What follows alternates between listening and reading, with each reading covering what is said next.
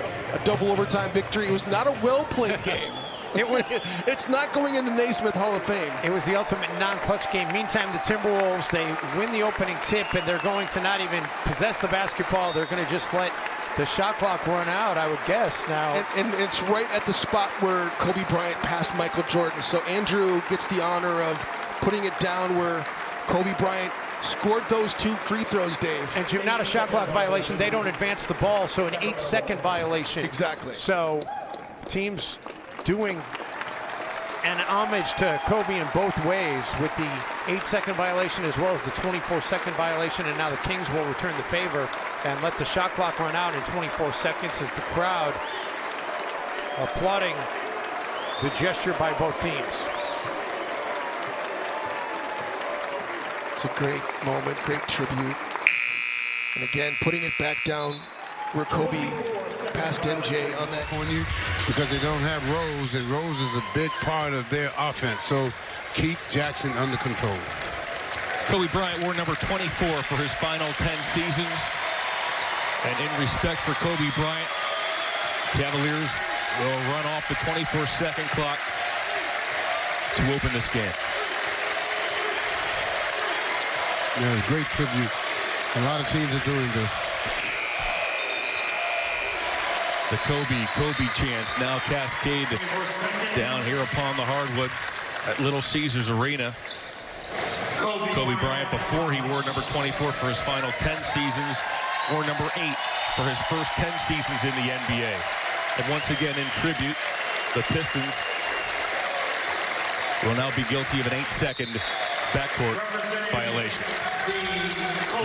It's fitting to start each game like that. For a lot of people here tonight, including Larry Nance Jr., he was Kobe Bryant's teammate when he first broke into the league with the Lakers, and shortly after the 24-second violation and the 8-second violations, Larry was coming off the floor and rubbing his eyes, went back to the Cavaliers locker room to get composed, and made his way back out on the floor where his teammates are encouraging him there over at the end of the bench.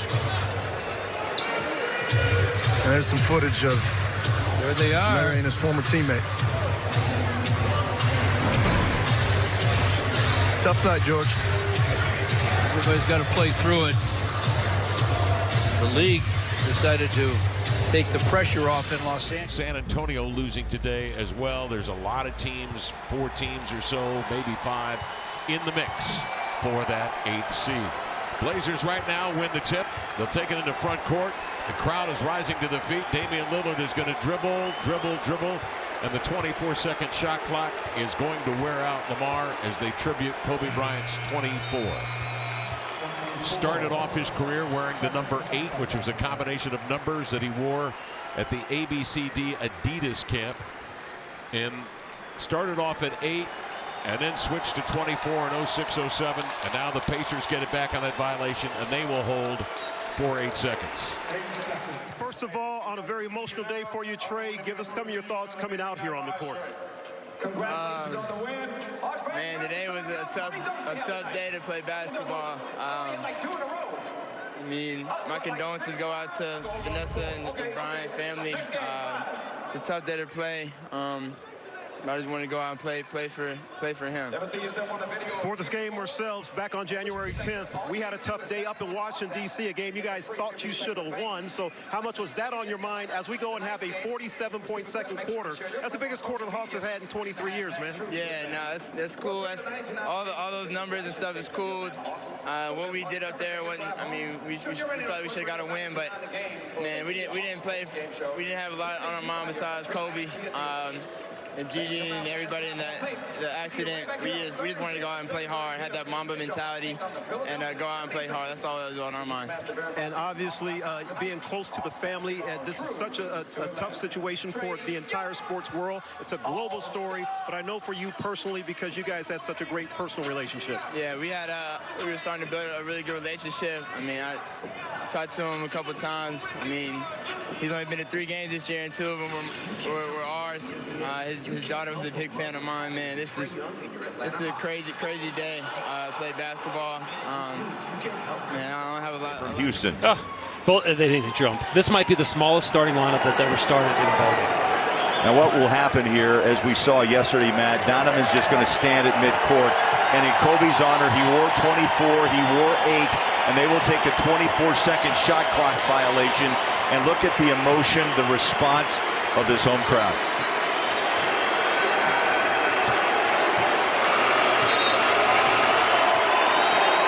That one's for Kobe Bryant. Both those numbers retired at Staples Center, and the chant of Kobe you can hear around the building. One team with a 24-second violation. The other team will counter with the 8-second call. Still say Bowler, Utah, classiest fans. You know, I've known Kobe since he was 15 years old, and I was 16, playing AAU basketball. And we go through 18 years of competing and talking junk and about to fight each other and congratulating each other and hating each other, enjoying each other in 18 years. And it's tough to pick one. And you know, I don't want to disappoint you when I come up with one, but I mean, one of the ones is, I think, playing against him for the last time, I want to say in Memphis, our last battle. Just remember talking with him during and after, because we didn't have a lot of conversation during the game often, and if it wasn't friendly, even though we played against each other, and that's what I enjoyed, and that's just what it was. But I think just talking to him and just, you know, I remember asking him, was he ready to retire? He's like, he's ready, you know, and I was like, how are you going to handle it? You know, after 20 years of doing something, you know, how do you handle it? He's like, I'll be okay. He's ready, and he said he's going to figure out. Move forward to when we had a conversation in New Jersey after the game. Kind of revert back to that conversation, and I was like, how is it? He's like, he was the happiest he's been. And, you know, getting the opportunity to see his kids, his girls grow up, helping his daughter figure out the game and understanding how he understood it. And you can see that in her game at a young age. And the next thing we talked about was, he asked me if I was ready. And it was if I was ready to handle it. And, you know, I was just, you know, I'm back and forth with it all the time. And he's like, you'll enjoy it.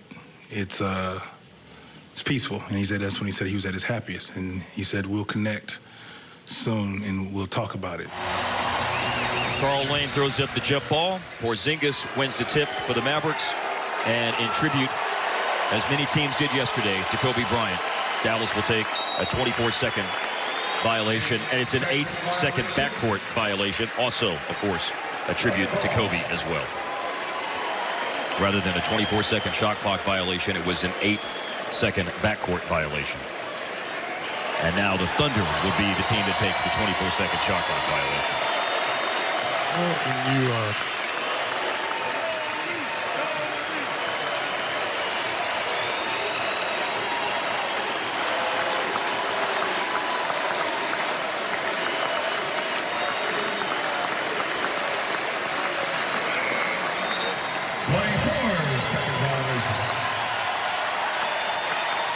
Longtime friend of Kobe, T-Mac.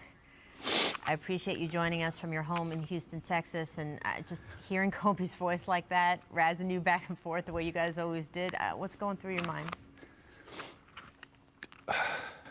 I'm devastated, just like everybody else. I mean, I think I'm the one person that has a connection that nobody else has with Kobe. And I used to stay at his house with Pam, Joe, Shea, Sharif. And, you know, I just remember us just, the minute I walked through those doors, like it was just an instant bond. And, you know, the stories that I could tell, being in there, him watching karate flicks and watching Michael Jordan home videos, and he would watch a certain part, pause and rewind the tape, and I was like, you know, what the hell are you doing? And that was just him. He was practicing on some of the things that Michael was doing. He was emulating that. And this sounds crazy, but Kobe spoke this. He spoke this. He used to say all the time, I want to die young. And really? I thought he was he used to say, I want to die young.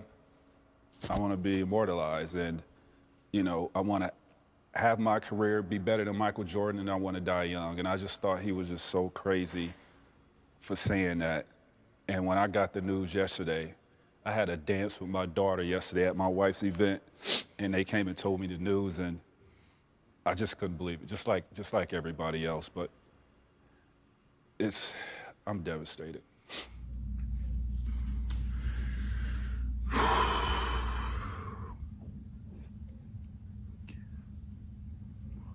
Today is one of the saddest days in my lifetime.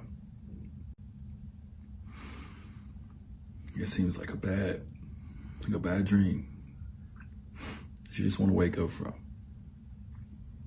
It's a nightmare.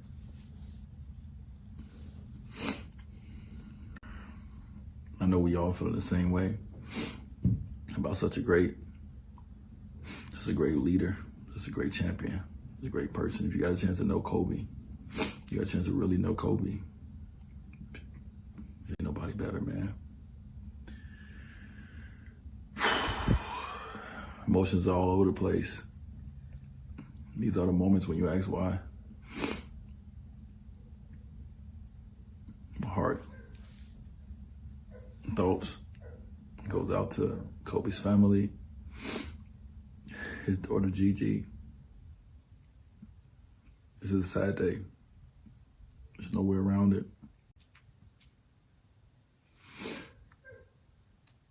My family and I have been sharing Kobe stories.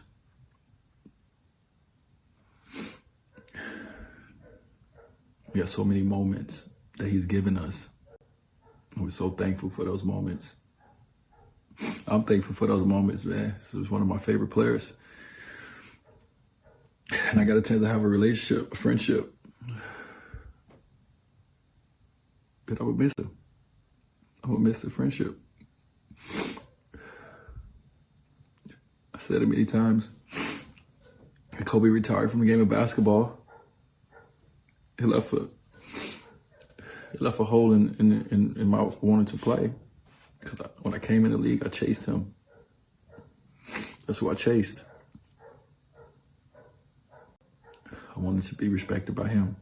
And once I reached that level, I knew I did something. So,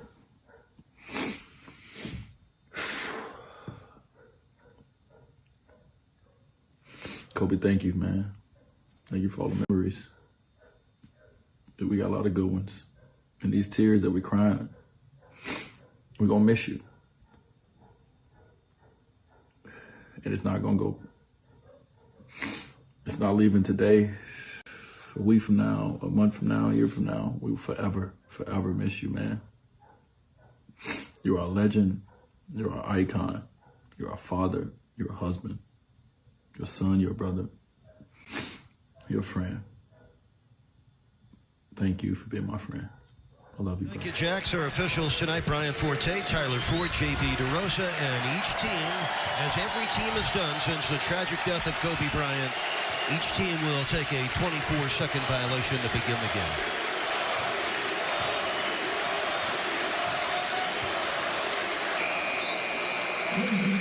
Kobe, of course, wore number 24 and number 8. Some teams have also taken 8-second violations in the backcourt, and the Magic may do that right here.